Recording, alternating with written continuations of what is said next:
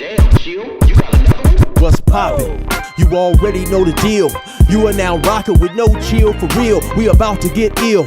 What did you expect for me to bow down, get soft and talk politically correct? They consider me a threat, especially if they goofy, cause I clown guys, no lies, I just do it truthfully. It's on the house like Snoopy, it's free in other words.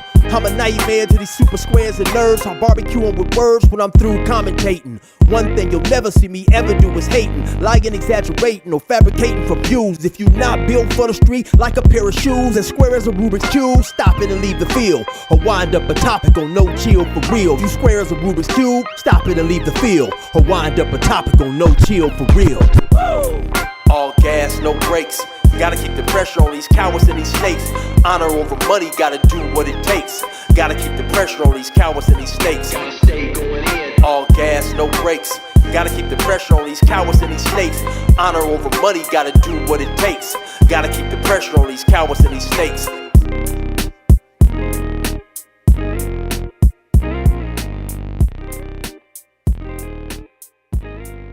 So if you heard and noticed the difference in the intro, do not panic. I did not change the intro. Actually, like I keep telling you guys, that's the intro for another channel that I have. It's called No Chill For Real. I'm just dropping it on this page to drive a little traffic to that page. I'm gonna definitely try to be uploading more consistently on that channel, man. Check me out on No Chill For Real. We're gonna be clowning. We're gonna talk about a lot of things unrelated to prison. You know, some of these going ons in these YouTube streets, some reactions and all types of stuff, man. It's gonna be like a variety show, so y'all tap in over there with me.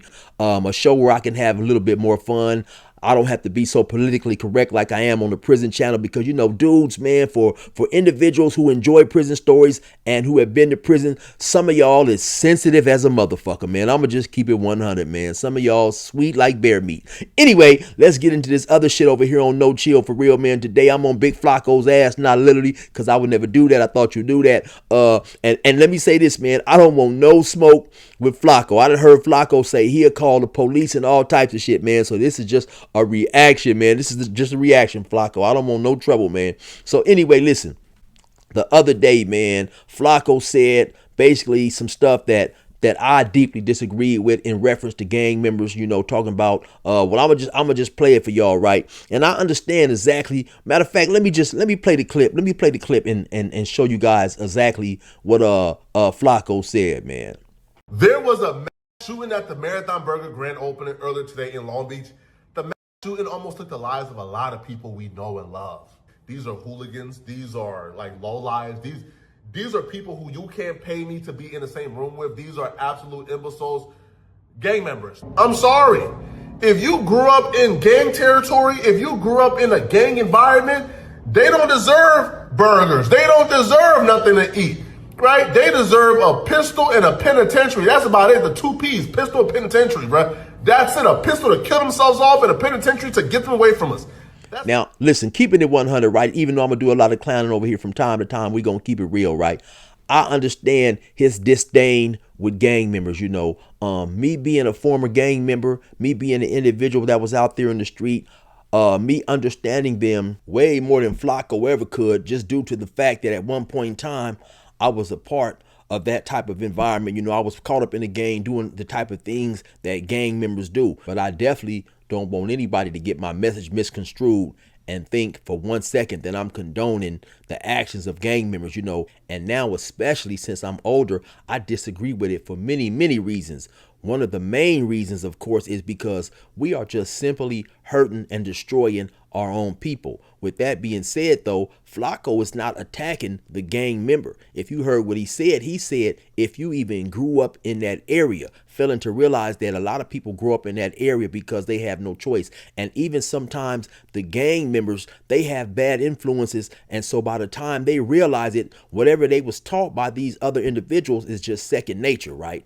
And so my other problem with this dude, Poetik Flacco, though, is at times, man, this dude, he seems pretty much like a culture vulture. And, you know, I'm gonna just keep it 100, man. If Flacco was to pass away today and they put him in a coffin, and it would be an extremely big coffin, and they and they did some DNA tests on the dude in 100 years, man, it definitely is gonna show that he is of African descent. So basically, when he's talking about these gang members, he's putting down his own people. So I definitely feel that there would be better ways to admonish and disagree with the actions of certain individuals that he does not like. Another problem that I have with this dude, though, is it seems like he's a culture vulture. At times, he's denouncing gangs, he's talking crazy about them, and then at other times, you'll catch the dude throwing up gang signs, you'll catch the dude crip walking, so on and so forth, right? And I'm not even gonna get on them hoochie mama shorts that dude had, you know what I'm saying? From the waist down, man, that boy looked like he is a first cousin of Earl Campbell or somebody up in this motherfucker, right? Because if you wholeheartedly and disagree with the gang banging culture, you can't embrace any part of that culture, man. You can't be crip walking, you can't be throwing up signs, all that, right? And so it seems, after maybe a day or two after he made that video, then he made another video talking about another gang member. And this time, though, it seemed like he felt very different about this particular gang member. So let me show you the video. He survived and headshot at Marathon Burger. Oh, pray for the city, man. The Hoovers ain't gonna play with them. We now know the Hoovers were involved in that melee, in that fight that led to somebody dying and others getting shot and critically injured. If you're confused as to why the Hoovers, who's a LA set, why were they involved in Long Beach politics? That's because the Hoovers are allies to a specific set in Long Beach. The 80s don't get along with that set. So when that set in the 80s get into it, the Hoovers is riding for that set, straight up. Now, we know Prime Minister Chucky Finster is in charge of quite possibly the greatest brigade in LA history. I mean, I'm just being real. These are some step-down troops. They is undefeated. They haven't taken an L yet. So when that set seen that Prime Minister Chucky Finster and his brigade were present, they knew a W was certain.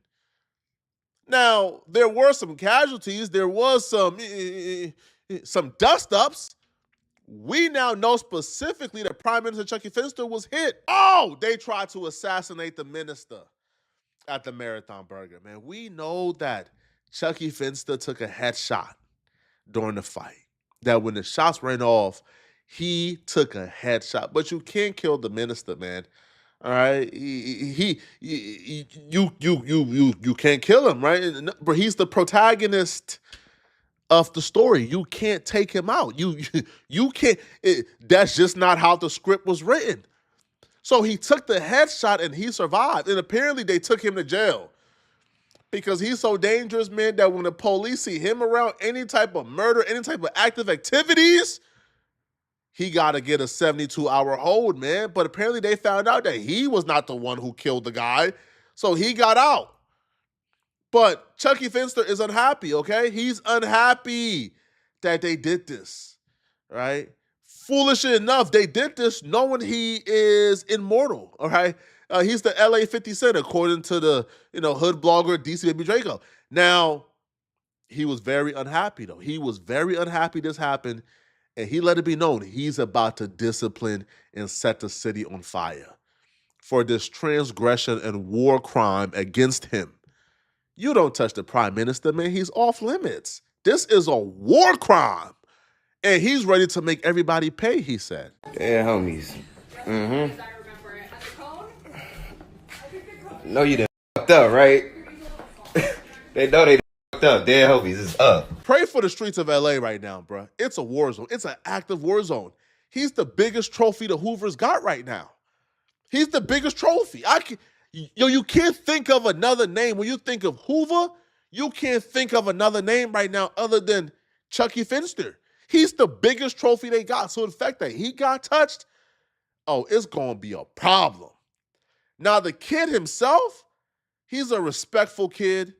He politics the right way. He's not a bully. And that's why I respect him. He's not a bully. He's not somebody who's going after like non-affiliates or people who don't got, like no smoke. No, this kid is respectful. He's a good person. He's a gentleman, but he's also a dangerous human being. He's a joint.